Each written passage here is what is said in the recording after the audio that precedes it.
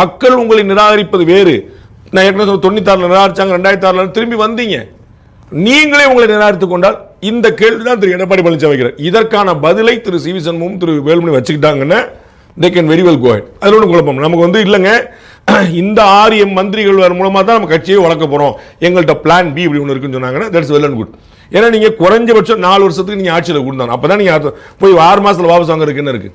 அப்போ நீங்கள் பின்னாடி நீங்கள் எதிர்கட்சி வரிசையில் இருந்துட்டு உங்கள் கட்சியை வளர்க்கறதுக்கு ஆர்ப்பாட்டம் போடுற ஏற்கனவே பல முறை சொல்லியிருக்கோம். நீங்கள் இந்த 5 வருஷத்தில் திமுக எப்படி எதிர்கட்சியாக செயல்பட்டு இருக்குமோ அந்த மாதிரி அதிமுக செயல்படலை.